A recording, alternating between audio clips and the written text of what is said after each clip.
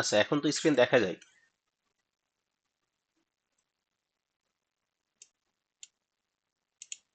জি sir. আচ্ছা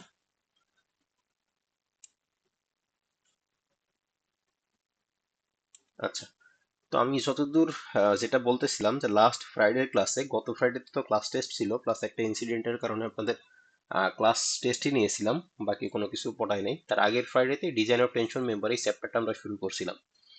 তো এখান থেকে সামান্য কিছু পড়াইছিলাম, যে দুইটা ফর্মুলা লেখাই দিছিলাম।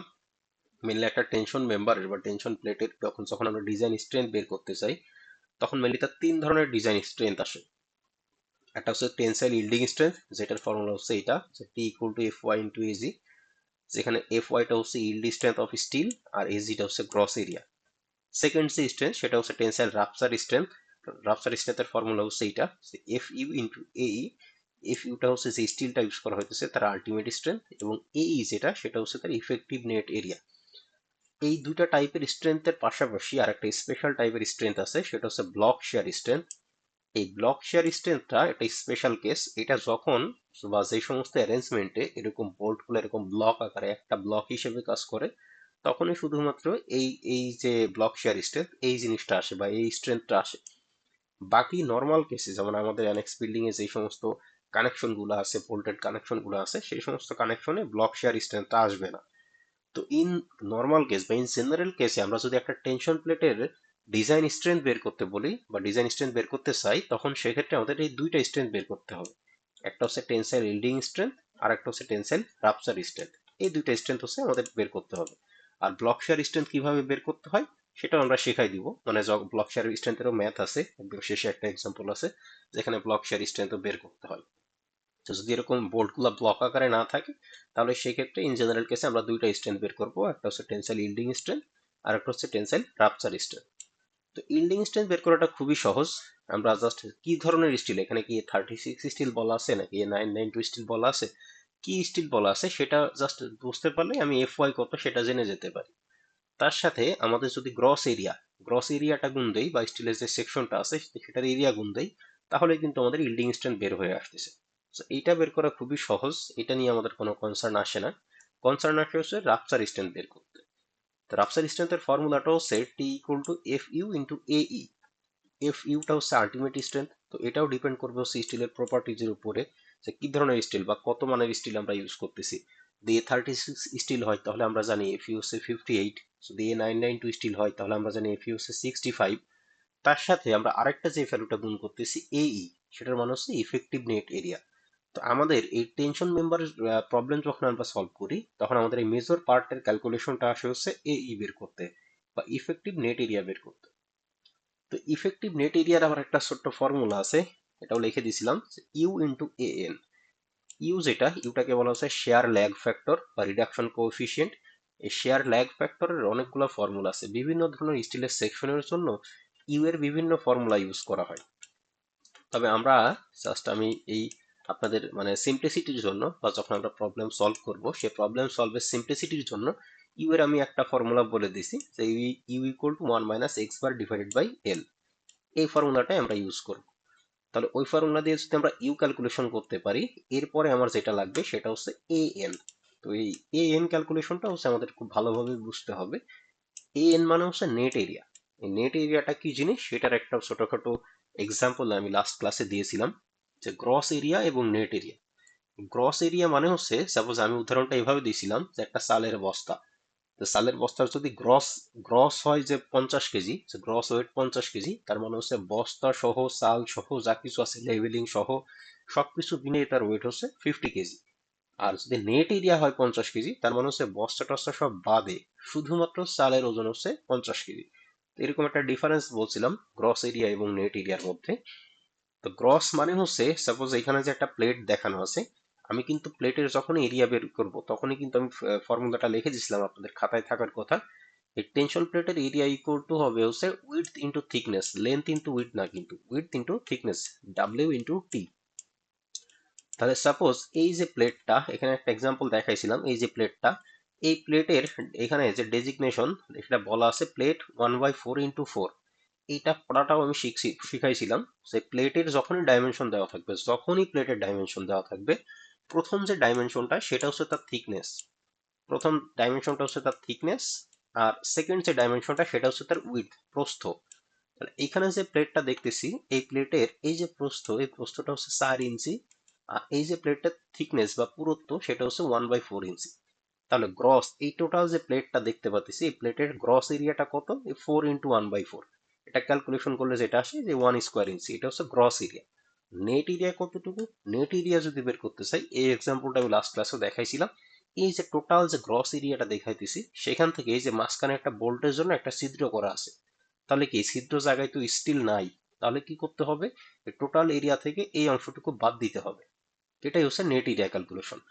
এটাই হচ্ছে বেসিক কনসেপ্ট। নেট এরিয়া বা এএন ক্যালকুলেশনের বেসিক কনসেপ্ট হচ্ছে একটা প্লেট যে আছে সেই প্লেটের নেট এরিয়া কতটুকু, টোটাল এরিয়া থেকে যে বোল্ট থাকবে সে বোল্টের জায়গাটুকু যদি আমি বাদ দিই বা ছিদ্রটা যদি বাদ দিই, তাহলে যে এরিয়াটা পাইতেছি সেটাই হচ্ছে আমাদের নেট এরিয়া। তো সেখান থেকে আমি দেখাইছিলাম এই প্লেটে যেহেতু মাত্র একটাই বোল্ট আছে বা একটাই ছিদ্র আছে, তাহলে এই একটা বোল্টের আমাদের এরিয়া বাদ দিতে হবে। তো বোল্টের এরিয়া ক্যালকুলেশনের জন্য আমি লিখে দিয়েছিলাম, এই ফর্মুলাটা আমি লিখে দিয়েছিলাম যে net area equal to gross area minus number of bolt into width of hole into thickness of plate. Gross area যে এখানে ক্যালকুলেশন করে দেখানো হচ্ছে 1, আর এখানে width of hole, width of hole মানে হচ্ছে এই যে ছিদ্রটা করা হয়েছে ছিদ্রটার প্রস্থ কত। এখন ছিদ্রটার এখানে বলা আছে এই ছিদ্রটার ডায়ামিটার যে বোল্ট আছে সেই বোল্টের ডায়ামিটার হচ্ছে 3/4 ইঞ্চি। তো 3/4 ইঞ্চির হচ্ছে এরকম বোল্টের ডায়ামিটার, ডায়ামিটার মানে কি একদম এই প্রান্ত থেকে এই প্রান্তের যে ডিস্টেন্স সেটা বলা আছে 3/4 ইঞ্চি। আমি বলছিলাম যে এই ছিদ্রটা এবং বোল্ট দুইটাই যদি সেম ডায়ামিটারের হয়, তাহলে তো একটা আরেকটার মধ্যে ঢুকবে না। তাহলে কি করতে হবে? এই যে ছিদ্রটা এটা সামান্য একটু বড় করতে হবে। তো কতটুকু বড় করব? সেটা হচ্ছে 1/8 ইঞ্চি। তো 3/4 এর সাথে যদি আমরা 1/8 যোগ করি, তাহলে এই ভ্যালুটা আসে হচ্ছে 0.875। আর থিকনেস অফ প্লেট কত? এই যে বলা আছে 1/4 ইঞ্চি, তার মানে 0.25 গুণ করলে আসে হচ্ছে নেট এরিয়া 0.78 স্কোয়ার ইঞ্চি। তো আমাদের যখনই এই এই যে চ্যাপ্টারটা সেই চ্যাপ্টারে যখন আমরা প্রবলেম সলভ করতে যাব, আমাদের কিন্তু মেজর একটা কনসিডারেশন নিয়ে আসতে হবে বা ক্যালকুলেশন নিয়ে আসতে হবে সে নেট এরিয়া ক্যালকুলেশন।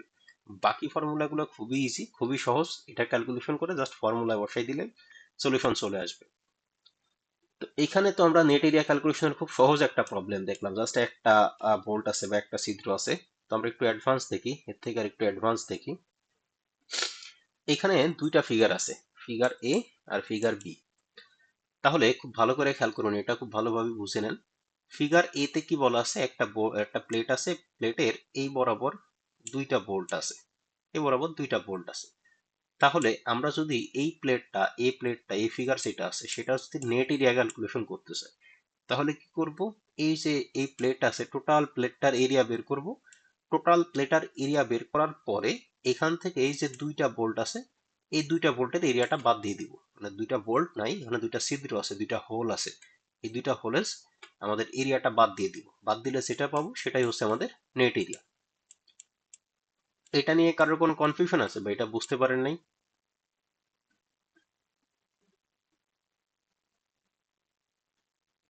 বুঝছি হ্যাঁ। স্যার। এখন এই পাশের ফিগারটাতে আসি, এটা একটু ডিফারেন্ট। কেন ডিফারেন্ট? এইখানে দেখেন, এইখানে এই যে দুইটা ছিদ্র ছিল, দুইটা ছিদ্র ছিল একই প্লেন বরাবর, একই লাইন বরাবর। এই প্লেটে যদি আসি, এই প্লেটে এখানে একটা ছিদ্র আছে, এখানে একটা ছিদ্র আছে, এখানে একটা আছে, এখানে আছে, এখানে আছে। এই ধরনের অ্যারেঞ্জমেন্টকে বলা হয় স্ট্যাগার্ড অ্যারেঞ্জমেন্ট।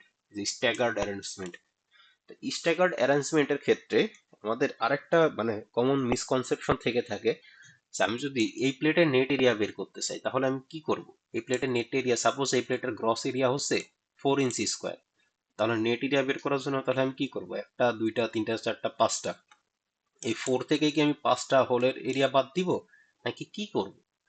তো এইটা খুব ভালোভাবে বুঝে নেন, জিনিসটা খুব ভালোভাবে শিখে নেন যে কয়টা বাদ দিতে হয়। এখানে যতগুলা বোল্ট আছে সবগুলাই কি বাদ দিতে হয়, নাকি একটা প্লেন বরাবর বাদ দিতে হয়, নাকি কোন প্লেন বরাবর বাদ দিতে হয়? একটু ভালোভাবে এটা মাথায় ঢুকাই নেন, জিনিসটা সহজ। এই যে প্লেট, এই প্লেটের এই দিক বরাবর একটা টেনশন ফোর্স আছে, এই দিক বরাবর আর একটা টেনশন ফোর্স আছে।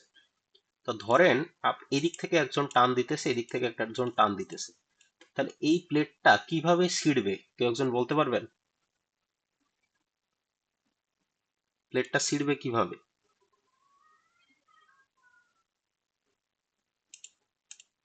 বলেন, কেউ একজন ভুল হোক, অসুবিধা নাই, রেসপন্স করেন দেখি মানে কি কি মনে হইতেছে শিখবে কি? এক সাইড থেকে ছিড়বে। আচ্ছা, আমি বলি। স্যার ভার্টিক্যালি বরাবর ছিঁড়ে যাবে স্যার। হ্যাঁ, ভার্টিক্যালি এই বরাবর ছিঁড়তে পারে, এই বরাবর ছিঁড়তে পারে, এই বরাবর ছিঁড়তে পারে, মানে যে কোনো এক বরাবর ছিঁড়তে পারে, এই যে কোনো এক বরাবর ছিঁড়তে পারে। অথবা কিভাবেও ছিঁড়তে পারে, এইখান থেকে এই পর্যন্ত ছিঁড়ছে, তারপরে আবার এদিক বরাবর ছিঁড়ে গেছে, বা এখান থেকে এই বরাবর ছিঁড়ছে, এরপরে এদিক বরাবর ছিঁড়ে গেছে। মানে একটা ছিঁড়ার পরে, একটা কোণা ছিঁড়ার পরে আরেকটা কোণা এরকম কোনাকুনি ভাবে ছিঁড়তে পারে। কিন্তু যেটা কখনোই সম্ভব না সেটা কি, সেটা হচ্ছে এই প্লেটটা কিন্তু কখনো এভাবে ছিঁড়বে না যে এখান থেকে এইটুকু ছিঁড়ছে, এখান থেকে এখানে ছিঁড়ছে, এখান থেকে এখানে ছিঁড়ছে, এখান থেকে ছিঁড়ছে, এখান থেকে ছিঁড়ছে, এইভাবে ছিঁড়বে না। আইদার সে একটা বোল্ট দিয়ে ছিঁড়বে বা একটা ছিদ্র দিয়ে ছিঁড়ে যাবে, অথবা একটা থেকে এসে আর একটা দুর্বল পজিশন, এইখানে প্রথমে সাপোজ এখান থেকে এটুকু ছিঁড়ছে, ছিঁড়ার পরে সে খুঁজবে যে এরপরে দুর্বল উইক পজিশনটা কোথায়। উইক পজিশনটা এই বরাবর হইতে পারে, অথবা এই বরাবর হইতে পারে। তাছাড়া এখান থেকে কিন্তু আর সে এদিকে যাবে না। সো আমরা যখন গ্রস এরিয়া থেকে নেট এরিয়া ক্যালকুলেশন করব, তখন আমাদের আগে এই জিনিসটা চিন্তা করতে হবে যে এই প্লেটটা যদি ফেল করে তাহলে সেটা ছিঁড়বে কিভাবে। এই যে এখানে যে 5টা ছিদ্র আছে, এই জন্য যে আমরা গ্রস এরিয়া থেকে 5টা বোল্টের এরিয়া বাদ দিয়ে দিব, বিষয়টা কিন্তু তা না। আমরা শুধুমাত্র যেই কয়টা বোল্ট ছিঁড়তে পারে সেই কয়টার এরিয়া বাদ দিয়ে দিব। তো প্রথমত তো জাস্ট আমি প্রথম দেখাই, চোখের দেখাই তো আর বুঝতে পারবো না যে এই বরাবর ছিঁড়বে নাকি এই বরাবর ছিঁড়বে।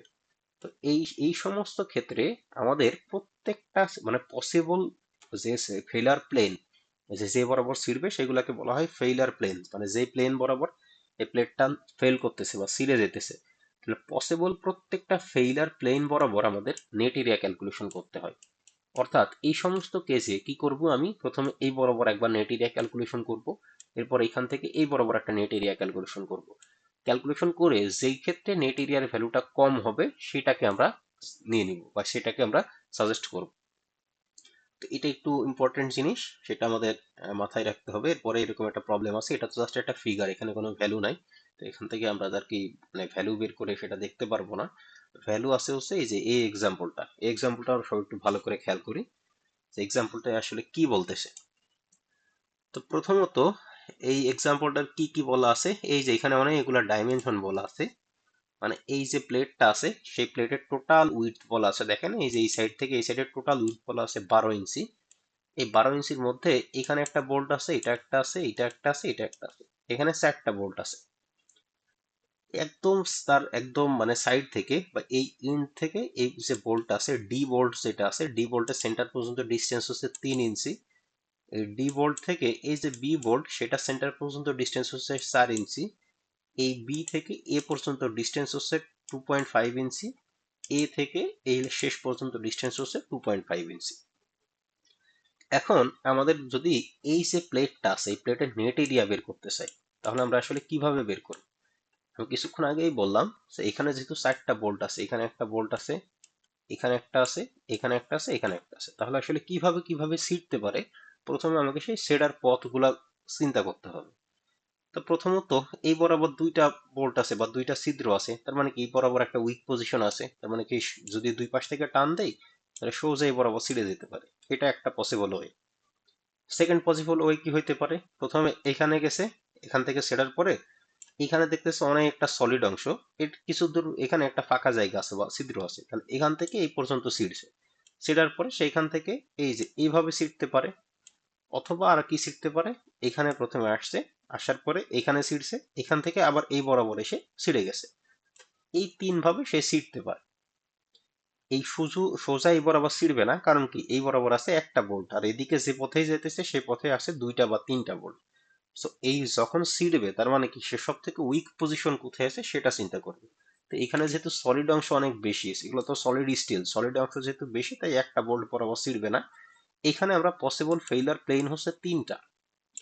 একটা হচ্ছে এই যে পথ এডি, এডি মানে হচ্ছে সোজা, এবিডি, এবিডি মানে হচ্ছে এখান থেকে এ, এ থেকে বি, বি থেকে ডি, আর এবিসি মানে হচ্ছে এ, এ থেকে বি, বি থেকে সি। তাহলে আমরা একটু শিখি যে এই সমস্ত প্রবলেমে কিভাবে আমাদের নেট এরিয়াটা ক্যালকুলেশন করতে হয়। তো প্রথমে যখন এডি পথে ছিটতেছে তার মানে কি সোজা ছিটতেছে, একদম সোজা উপর থেকে নিচ বরাবর ছিঁড়ে যেতেছে, তাহলে এটা খুবই সহজ।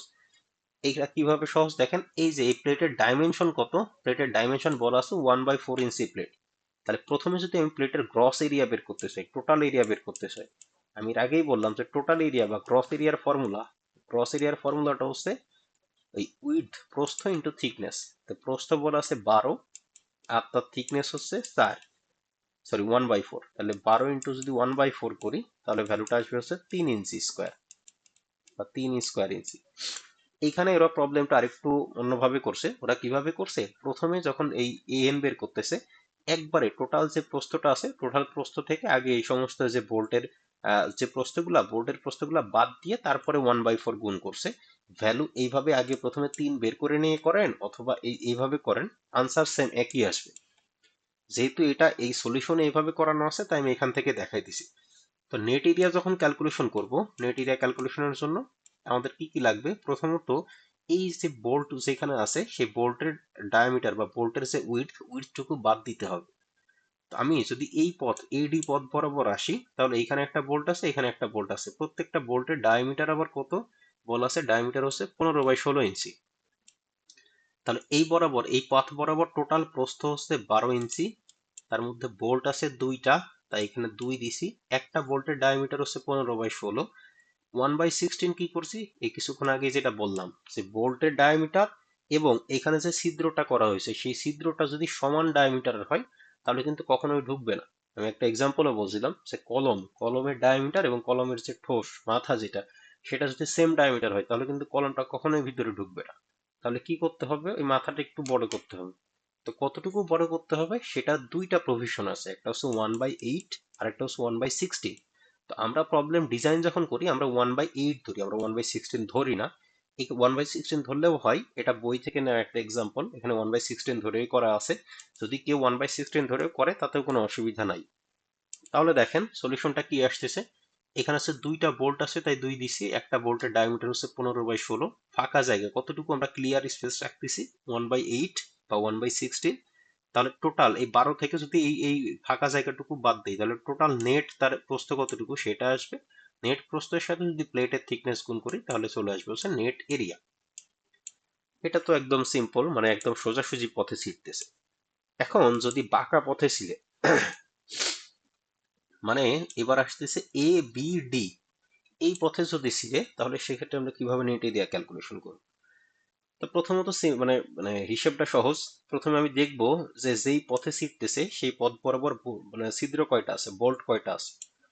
এই পথ বরাবর দেখতেছি 3টা আছে। টোটাল প্রস্থ হচ্ছে 12 মাইনাস 3, একটা বোল্টের ডায়ামিটার হচ্ছে 15/16, তার সাথে আমরা ক্লিয়ার স্পেস রেখে 1/16 বা 1/8, এখানে 1/16 লেখা আছে দেখে আমি 1/16 বলতেছি।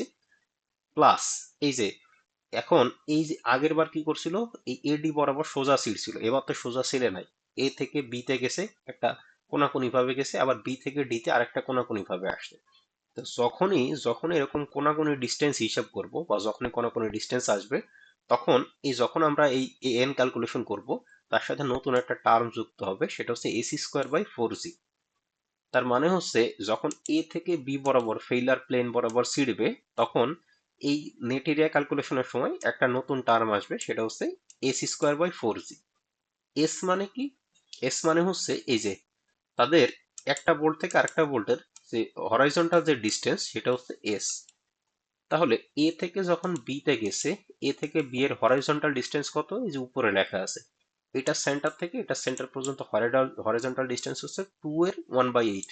এটা যদি আমরা ক্যালকুলেটর দশমিকে করি তাহলে ভ্যালুটা আসে হচ্ছে 2.125। তাহলে 2.125 স্কোয়ার কেন, কারণ S square divided by 4G। G মানে হচ্ছে ভার্টিক্যাল ডিস্টেন্স, এ এবং বি এদের মধ্যে ভার্টিক্যাল ডিস্টেন্স, এ এবং বি এর মধ্যে ভার্টিক্যাল ডিস্টেন্স কত, এই যে 2 এর হাফ, তার মানে হচ্ছে 2.5।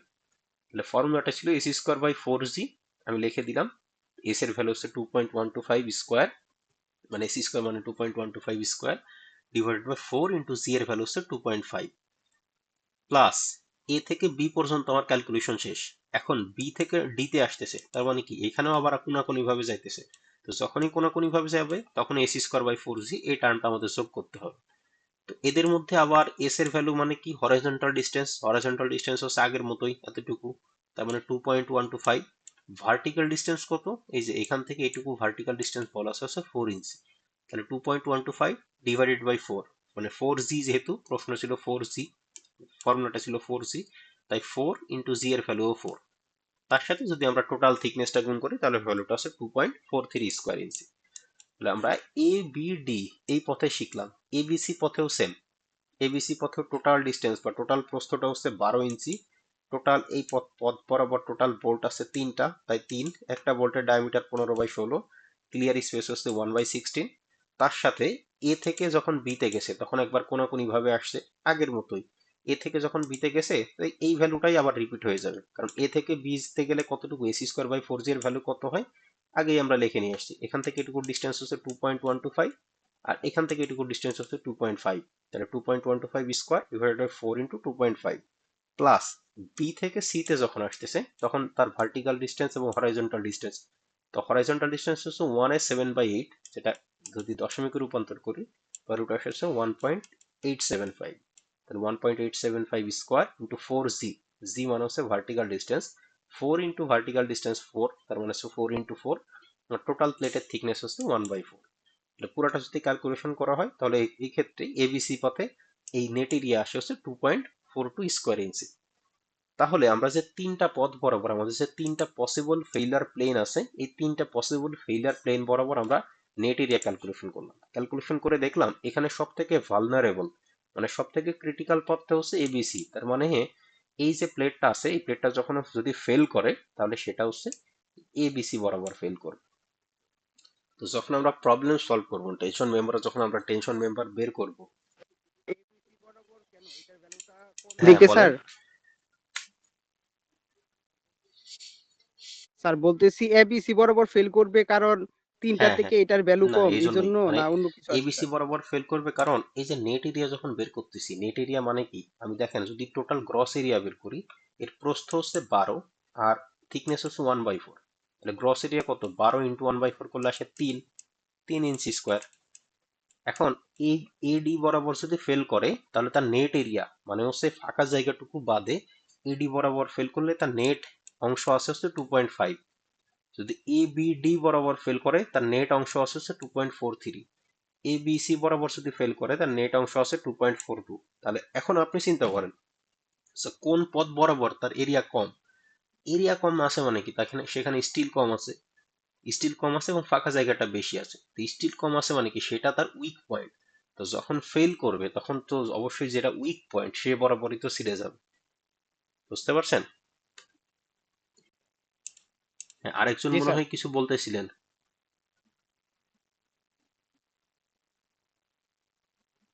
আচ্ছা, তো আমাদের যখন আমরা এই ডিজাইন স্ট্যান্ড বের করব, টেনশন মেম্বারের ডিজাইন স্ট্যান্ড বের করব, তখন আমাদের নেট এরিয়াটা ক্যালকুলেশন করতে হবে। তবে যেটা ভালো বিষয় সেটা হচ্ছে আমাদের ডিজাইন প্রবলেমগুলো আছে এগুলো আছে, সেখানে কোনো প্রবলেম এরকম স্ট্যাগার্ড পাওয়া যায় না। এটা হচ্ছে খুবই রেয়ার কম্বিনেশন বা রেয়ার ক্ষেত্রে এরকম স্ট্যাগার্ড বোর্ড দেওয়া হয়। মোটামুটি যদি আপনারা আমাদের অ্যানেক্স বিল্ডিংটাও খেয়াল করে থাকেন দেখবেন যে দুই পাশে সব মানে বোল্টগুলো একদম হচ্ছে এরকম সিমেট্রিক, মানে এরকম লাইন, একই লাইন বরাবর দেওয়া থাকে। সেখানে 2টা থাক, 4টা থাক, 6টা থাক, 8টা থাক, একই লাইন বরাবর দেওয়া থাকে। তো একই লাইন বরাবর যদি দেওয়া থাকে তাহলে সেই ক্ষেত্রে নেট এরিয়া ক্যালকুলেশনটা আরো সহজ। জাস্ট এক এক এক টান বরাবর মানে এক লাইন বরাবর যে কয়টা বোল্ট আছে সে কয়টা বোল্টের এরিয়া বাদ দিলে নেট এরিয়া ক্যালকুলেশন হয়ে যায়। তো আমি এখানে শিখাই রাখলাম যদি একই এরিয়া বরাবর নাও থাকে তাহলেও সেই ক্ষেত্রে আমরা কিভাবে ক্যালকুলেশন করতে পারি। এখানেও আরেকটা এক্সাম্পল দেওয়া আছে, একই এক্সাম্পল, এটা আমি নতুন করে আর দেখাবো না। যেখানে অনেকগুলা বোল্ট দেওয়া আছে তাহলে এখান থেকে আসলে ফেইলার প্যাটার্নটা কেমন হইতে পারে। আইদার এই বরাবর সিরিজ যেতে পারে, অথবা এখান থেকে এসে এই বরাবর ছিটতে পারে, অথবা এখান থেকে এই বরাবর ছিটতে পারে, এই বরাবর ছিটতে পারে, মানে যে কোনো লাইন বরাবর ছিটতে পারে। তো এই সমস্ত কেসে যখন ডিজাইন করা হয় এটা কোনো কোনো মানে কানেকশন এরকম জয়েন্ট পাবেন না, কারণ এখানে কোনো সিমেট্রিসিটি নাই। মানে একদম যদি আমরা মাঝখান থেকে চিন্তা করি এই পাশে এবং এই পাশে যে বোর্ডগুলো আছে তাদের মধ্যে কোনো মানে প্যাটার্ন ফলো করতেছে না, তো এরকম কানেকশন দেওয়া হয় না বা কানেকশন থাকে না। তারপরও এটা জাস্ট মানে থিওরিটিক্যাল ব্যাকগ্রাউন্ডে দেখানো হয়েছে, যদি এরকম থাকে তাহলে সেক্ষেত্রে আমরা নেট এরিয়া ক্যালকুলেশন করতে পারি কিনা। একই ফর্মুলা, একই সবকিছু, এখানে যা কিছু দেখালাম একই রকম। এটা বাসায় প্র্যাকটিস করবেন। আপনাদের পরীক্ষার হলে কিন্তু এই যে এই সমস্ত নেট এরিয়া ক্যালকুলেশন, শুধু নেট এরিয়া ক্যালকুলেশনের কোনো ম্যাথ আসবে না।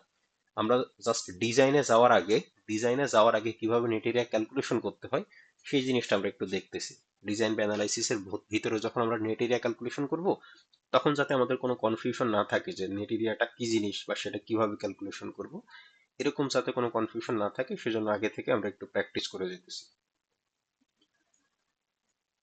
তো এরপরে এখানে আমাদের প্রথম যে এক্সাম্পলটা আছে, আমরা একটু প্রথম এক্সাম্পলটা দেখি। টেনশন মেম্বারের মানে প্রবলেম করা খুবই সহজ, এগুলো আনসার করাও খুবই সহজ, সলিউশন গুলো খুবই ছোট ছোট। তাই মানে মিডের আগে এজন্য আমি বারবার ফোকাস করতেছি যে মিডের আগে সবাই একটু ভালো করে পড়াশোনা করেন যাতে একটু ভালো মার্কস উঠায় রাখতে পারেন।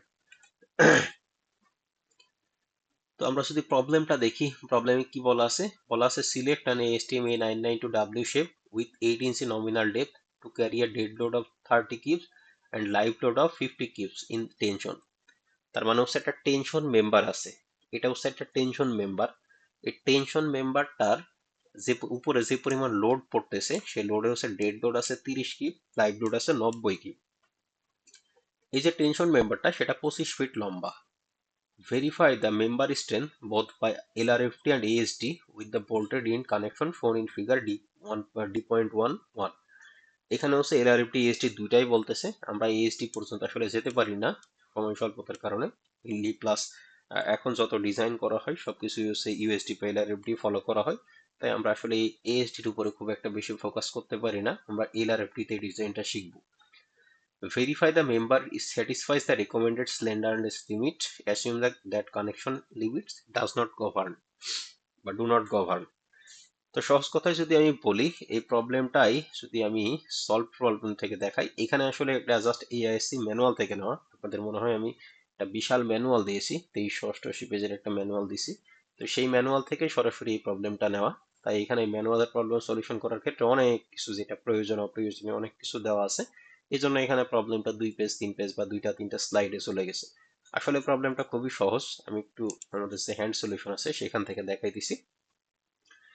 এই 1 নম্বর এক্সাম্পলে একটা টেনশন মেম্বার আছে, সেই টেনশন মেম্বারটা হচ্ছে একটা ডাব্লিউ সেকশন, একটা ডাব্লিউ টাইপের টেনশন মেম্বার আছে। সেই সেকশনটা হচ্ছে W8x21, 8x21 এর একটা সেকশন আছে, এবং এই টেনশন মেম্বারের উপরে ডেড লোড পড়তেছে 30 কিপ, লাইভ লোড পড়তেছে 90 কিপ। এই যে টেনশন মেম্বারটা, এই টেনশন মেম্বারে যে বোল্ট লাগানো আছে, এই যে বোল্ট গুলা লাগানো আছে, যে বোল্ট গুলা লাগানো আছে, এই বোল্টের ডাইমেনশন হচ্ছে বা ডায়ামিটার হচ্ছে 3/4 ইঞ্চি বোল্ট। এরপরে কি লেখা আছে, এই যে এই ফিগারটা যদি একটু খেয়াল করি, এই যে প্ল্যান যেটা দেখতেছি, এই প্ল্যানের একদম প্রথম যে বোল্ট আছে সেখান থেকে শুরু করে একদম শেষের যে বোল্ট আছে, তাদের মধ্যে সেন্টার টু সেন্টার ডিস্টেন্স যদি দেখি, এখানে লেখা আছে 3 ইঞ্চি। তার মানে প্রত্যেকটার মধ্যবর্তী সেন্টার টু সেন্টার ডিস্টেন্স হচ্ছে 3 ইঞ্চি। এখানে টোটাল ডিস্টেন্স হচ্ছে 1টা 2টা 3টা, তাহলে টোটাল ডিস্টেন্স, প্রথম distance between first and last bolt, total ডিস্টেন্সটা হচ্ছে এল ইকুয়াল টু 3 × 3, তার মানে হচ্ছে 9 ইঞ্চি। এবং এক্স বার যেটা সেন্ট্রয়েড, যেটা সেই সেন্ট্রয়েডের ভ্যালুটাও দেওয়া আছে, সেটা হচ্ছে 0.831। এই 0.831 সরাসরি প্রশ্নে দেওয়া নাই, এটা হচ্ছে এআইসি টেবিল থেকে নিয়ে আসা, এআইসি টেবিল থেকে নিয়ে আসা। তো এটা হচ্ছে এই টেবিলে নাই, এই এক্স বারের যে ভ্যালুটা, সেই এক্স বারের ভ্যালুটা হচ্ছে আরেকটা টেবিলে আছে। তো আপনাদের এই একটা ছোট্ট প্রবলেম করার জন্য আরেকটা বিশাল টেবিল দেওয়া থাকবে না, তাই সেই ক্ষেত্রে এই এক্স বারের যে ভ্যালুটা সেটা হচ্ছে প্রত্যেকটা টেনশন মেম্বারের প্রত্যেকটা প্রবলেমের ক্ষেত্রে এক্স বারের ভ্যালুটা সরাসরি প্রশ্নে দেওয়া থাকবে, সরাসরি প্রশ্নে দেওয়া থাকবে। যদিও এই প্রশ্নে দেওয়া নাই, কিন্তু মানে আপনাদের যে প্রশ্নটা পরীক্ষায় আসবে বা সলভ করতে দেওয়া হবে সেইখানে অবশ্যই এক্স বারের ভ্যালুটা দেওয়া থাকবে। এটা হচ্ছে এই টেবিলটাতে নাই, এটার জন্য আলাদা একটা টেবিল প্রয়োজন হয়। তো জাস্ট ওই একটা ছোট্ট ভ্যালুর জন্য আলাদা টেবিল একটা আর কি দেওয়া ডিফিকাল্ট, তাই ভ্যালুটাই দিয়ে দেওয়া হয়। তাহলে যদি স্টেপ বাই স্টেপে আসি, স্টেপগুলো খুবই সহজ। প্রথম কাজ হচ্ছে লোড ক্যালকুলেশন করা, যে টোটাল লোড কতটুকু আছে, টোটাল টেনসাইল লোড বা সেখানে কি পরিমাণ টেনশন ফোর্স পড়তেছে। তো ফর্মুলাটাও খুবই সহজ, এলআরপির জন্য আমরা জানি 1.2 into dead load plus 1.6 into live load. তো 1.2 ইন্টু 30 প্লাস 1.6 ইন্টু 90, পুরোটা যদি ক্যালকুলেশন করা হয় তাহলে টোটাল টেনসাইল লোড আসে হচ্ছে 180 কিপ। তার মানে হচ্ছে সেখানে 180 কিপ লোড পড়তেছে। এখন জিনিসটা খুবই সহজ, আমাদের বলতেছে এই যে টেনশন মেম্বারটা আছে এটা ভেরিফাই করতে বলতেছে যে এই মেম্বারটা এই পরিমাণ লোড নিতে পারবে কিনা। তাহলে আমাদের কাজ কি, এই যে মেম্বারটা আছে এটা ডিজাইন স্ট্রেংথ আমরা বের করব। ডিজাইন স্ট্রেংথ বের করে যদি দেখি এটার স্ট্রেংথ 180 থেকে বেশি, তার মানে এটা ওকে আছে, নিতে পারবে। এটার স্ট্রেংথ যদি 180 থেকে কম হয় তার মানে হচ্ছে এটা নট ওকে, এটা নিতে পারবে না। তাহলে এখন আমাদের ফোকাস পয়েন্ট কি হবে, এই যে মেম্বারটা, এই যে টেনশন মেম্বারটা, এটা ডিজাইন স্ট্রেংথ বের করা। এখন তাহলে আমি প্রথমে ফিগারে আসি। ফিগারে দেখতেছি এখানে যে বোল্ট কানেকশন গুলো আছে এটা ব্লক আকারে নাই, এটা হচ্ছে জাস্ট নর্মাল এই ফ্লেন্সে একটা বোল্ট আছে, এই ফ্লেন্সে একটা বোল্ট আছে, এভাবে প্রত্যেকটা ফ্লেন্সে বোল্ট দেওয়া আছে, তাছাড়া এখানে কোনো ব্লক কানেকশন নাই। তো ব্লক কানেকশন যদি না থাকে তাহলে আমি বললাম যে ইন জেনারেল কেস আমাদের ডিজাইন স্ট্রেংথ বের করার জন্য দুই ধরনের স্ট্রেংথ বের করতে হয়, একটা হচ্ছে টেনসাইল ইল্ডিং স্ট্রেংথ আর একটা হচ্ছে টেনসাইল রাপচার স্ট্রেংথ। তো আমাদের এই দুইটা স্ট্রেংথ আমাদের বের করতে হবে, টেনসাইল ইল্ডিং স্ট্রেংথ বের করতে হবে, টেনসাইল রাপচার স্ট্রেংথ বের করতে হবে। তো প্রথমে যদি ইল্ডিং স্ট্রেংথ বের করি, টেনসাইল ইল্ডিং স্ট্রেংথের ফর্মুলা হচ্ছে F Y into AG. F Y, এখন এফ ওয়াইটা কি, এফ ওয়াইটা হচ্ছে ইল্ড স্ট্রেংথ অফ স্টিল। তো সেটা ডিপেন্ড করে কিসের উপরে, সেটা ডিপেন্ড করে হচ্ছে যে এখানে কি টাইপের স্টিল ইউজ করা হয়েছে সেটার উপরে। তো এখানে আমরা দেখতেছি এখানে যে স্টিলটা বলা আছে সেটা হচ্ছে A992। তো A992 স্টিল বলা তার মানে কি, এটার এফ ওয়াই এর ভ্যালুটা হচ্ছে 50 কেএসআই, এটার এফ ওয়াই হচ্ছে 50 কেএসআই। তাই এখানে আমি লিখে নিয়েছি এফ ওয়াই হচ্ছে 50। আর এজি, এজি মানে কি, গ্রস এরিয়া। তো এখানে আমরা যদি ডাইরেক্ট একটা ডাব্লিউ সেকশন দেওয়া থাকে, ডাব্লিউ বলা আছে 8 × 21। তো আমরা যদি একটু দেখি যে 8 × 21 এর জন্য কত, এই যে 8 × 21 যদি দেখা যায়, এই যে 8 × 21 সেকশনটা এখানে আছে এবং সেটার এরিয়ার ভ্যালু হচ্ছে 6.16। তার আমরা জাস্ট ভ্যালু দুইটা গুণ করে দিব, এফ ওয়াই হচ্ছে 50 আর এরিয়াটা হচ্ছে 6.16, ক্যালকুলেশন করলে ইল্ডিং স্ট্রেংথের ভ্যালু আসে 308 কি। তো এইখানে যে ভ্যালুটা বের করতেছি সেটা হচ্ছে নমিনাল স্ট্রেংথ। নমিনাল স্ট্রেংথ কেন, কারণ এখানে কোনো রিডাকশন ফ্যাক্টর গুণ করা হয়নি। তো আমরা চাইলে এটার জন্য একটা রিডাকশন ফ্যাক্টর সেটা গুণ করব ইল্ডিং স্ট্রেংথের জন্য, সরি, ইল্ডিং স্ট্রেংথের জন্য যে রিডাকশন ফ্যাক্টরটা গুণ করব, সেই রিডাকশন ফ্যাক্টরটা সরাসরি আমরা চাইলে এখানেও গুণ করতে পারি, তাহলে এক লাইনে ভ্যালুটা চলে আসবে, নতুন করে আমাদের এই ডিজাইন স্ট্রেংথ বের করার প্রয়োজন হবে না। জাস্ট যেটা সুবিধা সে সেইভাবে করতে পারে। কেউ যদি প্রথমে এফ ওয়াই ইন্টু এজি গুণ করে নমিনাল স্ট্রেংথ বের করার পরে তার সাথে রিডাকশন ফ্যাক্টর গুণ করে ডিজাইন স্ট্রেংথ বের করে, তারপরেও সেটাও ঠিক আছে। কেউ যদি মনে করে না ফাইটা এখানেই গুণ করে দিব তাহলে এক লাইনের অ্যান্সার চলে আসবে, সেটাও করতে পারে। এটা টোটালি ঠিক আছে, অসুবিধা নাই। স্যার আমি যদি একবারে বের হ্যাঁ করি যদি এক, তাহলে কি আমি লিখবো যে হ্যাঁ ডিজাইন ইল্ডিং যদি স্ট্রেংথ, একবারে বের করেন তাহলে লিখবেন নোমিনালটা যে না লিখে ডিজাইন শুধু ইল্ডিং ডিজাইন লিখে স্ট্রেংথ। দিব? ডিজাইন ইল্ডিং স্ট্রেংথ দিয়ে জাস্ট একবারে এখানে 5 গুণ করে দিতে পারেন। তাহলে সেক্ষেত্রে আমরা যদি এই নমিনাল স্ট্রেংথের সাথে ফাইয়ের ভ্যালুটা 0.85 গুণ করি তাহলে সেক্ষেত্রে আমাদের ভ্যালুটা আসবে 261.8 কি। তার মানে হচ্ছে এই যে প্লেটটা আছে সেই প্লেটটার ইল্ডিং এর এগেনস্টে এর স্ট্রেংথ হচ্ছে 261 কি, অর্থাৎ 261 কি লোড পড়ার পরে সেটা ইল্ডিং হয়ে যাবে। কিন্তু এখানে লোড আছে কত, 180 কি, তার মানে কি এটা ওকে আছে, ইল্ডিং স্ট্রেংথ টোটাল লোডের থেকে বেশি, তার মানে এটা ওকে আছে। এখন আমাদের কাজ হচ্ছে রাপচার স্ট্রেংথ বের করা। তো রাপচার স্ট্রেংথের ফর্মুলা এফ ইউ ইন্টু এই। যেহেতু A992 স্টিল বলতেছে, A992 স্টিলের জন্য আমরা জানি তার আলটিমেট স্ট্রেংথ হচ্ছে 65 কেএসআই। তাহলে এফ ইউ এর ভ্যালুটা আমাদের নোন। এখন আমাদের বের করতে হবে হচ্ছে ইফেক্টিভ নেট এরিয়া। তো ইফেক্টিভ নেট এরিয়ার আবার একটা ফর্মুলা আছে, সেটা হচ্ছে ইউ ইন্টু এন। ইউ মানে হচ্ছে শেয়ার ল্যাগ ফ্যাক্টর আর এন মানে হচ্ছে নেট এরিয়া। তো নেট এরিয়া ক্যালকুলেশন আমরা কিছুক্ষণ আগেই শিখলাম, দেখলাম। তো সেই ফর্মুলাটা আমরা ইউজ করতেছি, net area equal to gross area minus number of hole into diameter of bolt plus 1/8 into thickness of plate. এটা হচ্ছে একদম জেনারেল ফর্মুলা, এই ফর্মুলাটা মাথায় রাখলে যে কোনো প্রবলেমে নেট এরিয়া ক্যালকুলেশন করতে পারবো কোনো অসুবিধা ছাড়াই। প্রথমে তাহলে আমাদের কি বের করা লাগবে, যে টেনশন মেম্বারটা আছে সেটা গ্রস এরিয়া কত। গ্রস এরিয়াটা আমরা এই যে টেবিল থেকেই দেখলাম যে গ্রস এরিয়া হচ্ছে 6.16। তাহলে গ্রস এরিয়া হচ্ছে 6.16। এখন আমরা ফিগারে চলে যাব যে কয়টা বোল্ট আছে আসলে এখানে। খুব ভালো করে খেয়াল করেন, এই যে আমরা আই সেকশন বা ডাব্লিউ সেকশনটা দেখতেছি, এই ডাব্লিউ সেকশনটা যদি ফেল করে তাহলে একটা ফেইলার প্লেন বরাবর কয়টা বোল্ট থাকবে সেটা আমাদের বুঝতে হবে। এইখানে আমরা যে ফিগারটা দেখতেছি এটা হচ্ছে ক্রস সেকশন, আর এখানে যে ফিগারটা দেখতেছি সেটা হচ্ছে টপ ভিউ বা প্ল্যান ভিউ। এখন আমাকে কেউ বলতে পারবেন যে এটা যদি ফেল করে তাহলে কয়টা বোল্ট দিয়ে ফেল করবে।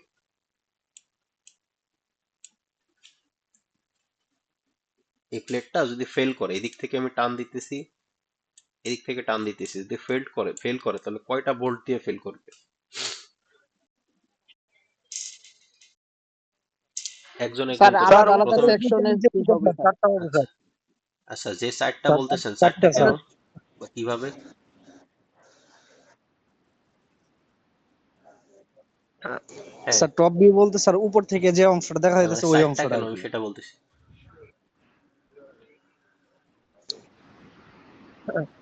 স্যার এটা তো হচ্ছে হ্যাঁ, মাছ সেন্টার থেকে স্যার দুই হ্যাঁ, হ্যাঁ। দিকে যেহেতু প্রেসার পড়তেছে স্যার, মানে দুই দিকে যেহেতু টান দিচ্ছে স্যার, তো ওই জন্য স্যার হচ্ছে সামনের যে অংশটা স্যার এটা থাকবে, কিন্তু স্যার ওই মাঝ বরাবর এসে স্যার হচ্ছে আচ্ছা, এদিকে থেকে দুইটা ওইদিকে থেকে আচ্ছা, দুইটা করে ঠিক স্যার আছে। অর্ধেক করে চলে আর যাবে কেউ স্যার। চেষ্টা করতে চান?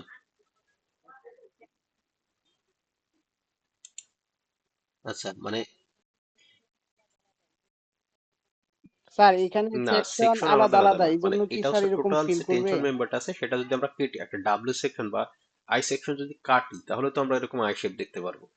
এখানে যে ভিউটা দেওয়া আছে সেটা হচ্ছে প্ল্যান ভিউ, মানে টপ ভিউ আর কি। উপর থেকে দেখতেছেন, তার মানে হচ্ছে আপনার চোখ আছে এখানে, এখান থেকে দেখতেছেন, এখান থেকে দেখলে যে ভিউটা পাওয়া যাবে সেটা দেখানো হচ্ছে এখানে।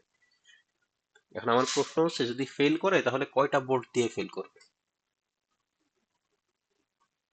আচ্ছা, যে মোটামুটি আনসারটা দিছে তার আনসারটা ঠিক আছে, যদিও এক্সপ্লেনেশনটা আমি পুরো ফুললি স্যাটিসফাইড না, তবে আনসারটা ঠিক আছে। এখানে হচ্ছে 4টা বোল্ট দিয়ে ফেল করবে। কেন 4টা বোল্ট দিয়ে ফেল করবে একটু বোঝাই। আমি কি বললাম, টপ ভিউ মানে হচ্ছে আপনি এই যে টেনশন মেম্বারটা আছে তার উপরে আপনার চোখ আছে হচ্ছে এখানে, আপনার চোখ হচ্ছে এইখানে, আপনি উপর থেকে দেখতেছেন। উপর থেকে দেখলে এই যে এই বোল্টটা সেটা হচ্ছে এইটা, এই পাশের যে বোল্ট সেটা হচ্ছে এইটা। এখন এই যে সেম সেম একটা অ্যারেঞ্জমেন্ট আবার কোথায় আছে, একদম নিচে আছে, এখানেও তো আছে। একদম এই বোল্টের নিচ বরাবর নিচে তো আরো একটা বোল্ট আছে, এই বোল্টের নিচ বরাবর নিচে আর একটা বোল্ট আছে। এখন এই দিক থেকে টানতেছি আর এই দিক থেকে টানতেছি, তার মানে কি এদিক থেকে এই বরাবর ছিঁড়তে পারে। তো এই বরাবর যদি ছিঁড়ে তাহলে উপরে এই বোল্টটাও ছিঁড়বে, এটাও ছিঁড়বে, আবার এটাও ছিঁড়বে, এটাও ছিঁড়বে। তার মানে কি টোটাল টোটাল ফেইলার প্লেনে টোটাল বোল্ট ছিঁড়তেছে হচ্ছে 4টা। তো সেজন্য এখানে বোঝানো হয়েছে, এখানে লেখা হয়েছে হচ্ছে 4। এটা কি কারো মানে বুঝেন না এমন কেউ আছেন যে 4 কেন হইলো?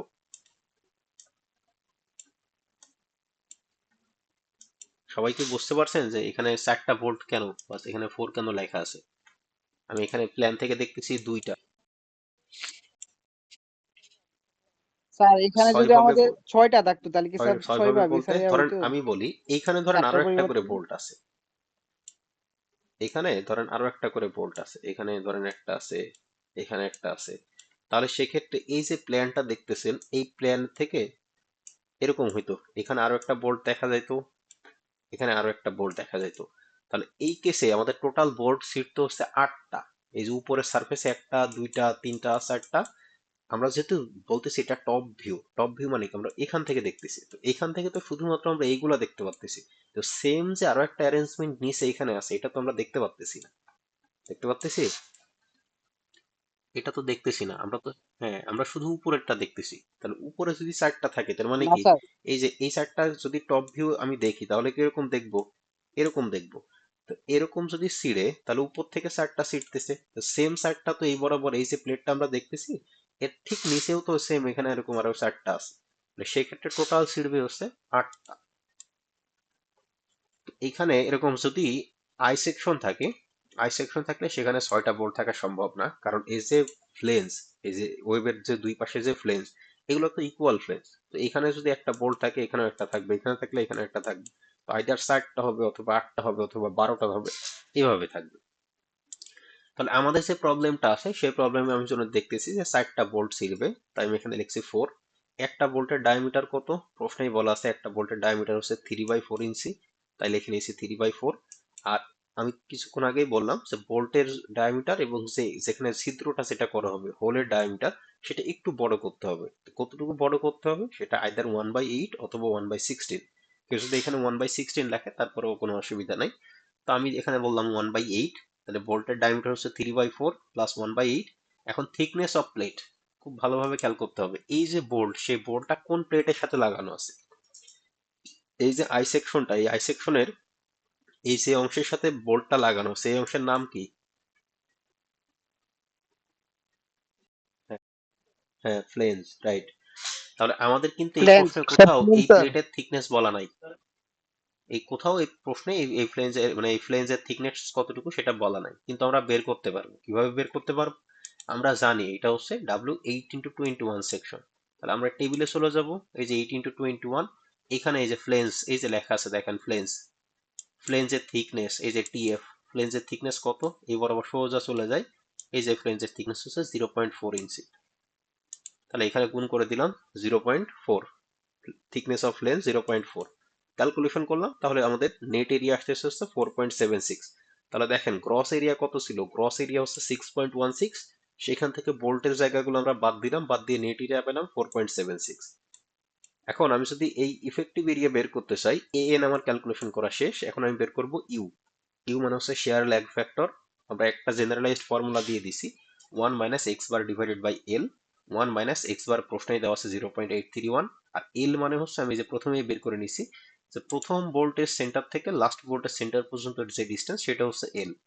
তো সেটা এখানে আমার প্রশ্নে বলা আছে 3 √3, তার মানে প্রত্যেকটার মধ্যবর্তী সেন্টার ডিস্টেন্স হচ্ছে 3 ইঞ্চি এবং তাদের মধ্যবর্তী ডিস্টেন্সও আছে 3টা, তাই টোটাল লেন্থ হচ্ছে 9 ইঞ্চি। ক্যালকুলেশন করলে ভ্যালুটা আসে 0.908।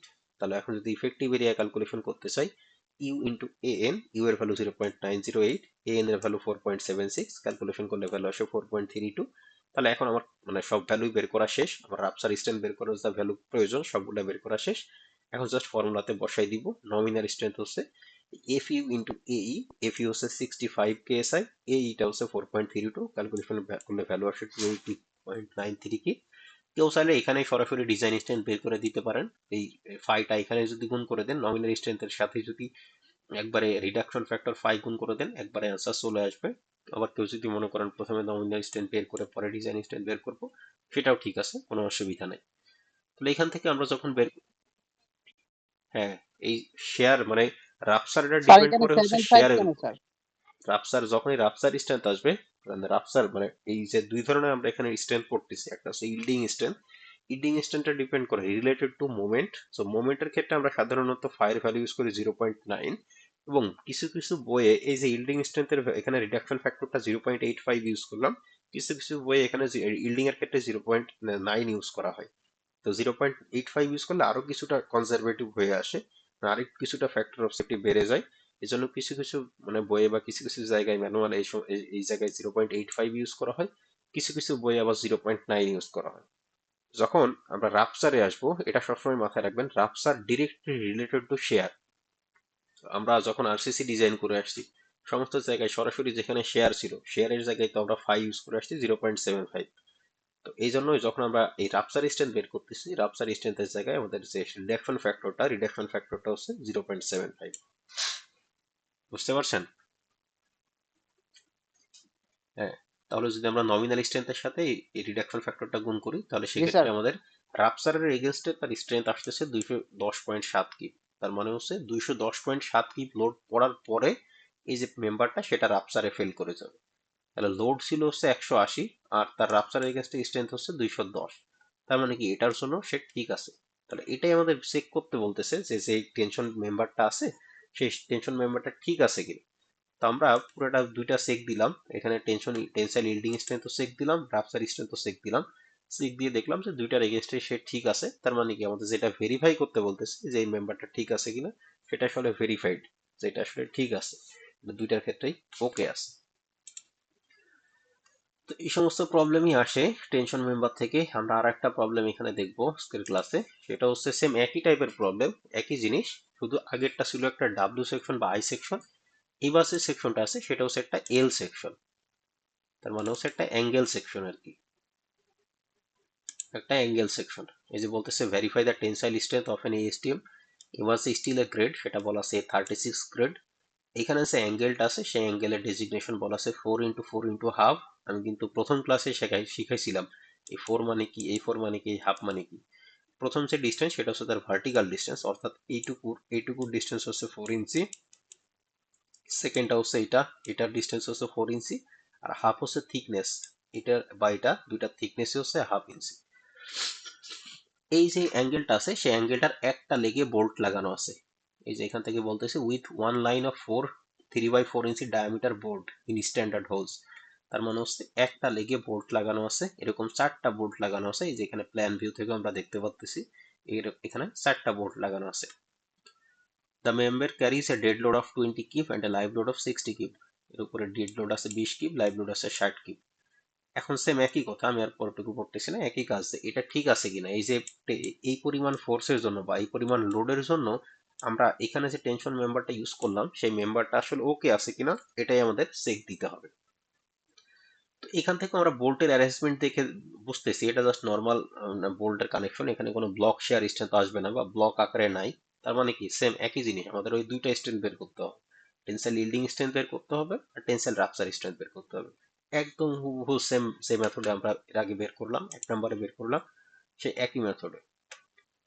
তো প্রথমে যদি আমরা একটু ইনফরমেশন গুলো দেখে নেই, যে স্টিল সেকশনটা আছে সেটা 4x4x হাফ। এখানে যেহেতু স্টিলটা বলা আছে হচ্ছে A36 স্টিল, A36 স্টিল যদি থাকে তাহলে আমরা জানি তার FY বা ইল্ড ডিসটেন্স হচ্ছে 36 KSI, আলটিমেট স্ট্রেংথ হচ্ছে 58 KSI।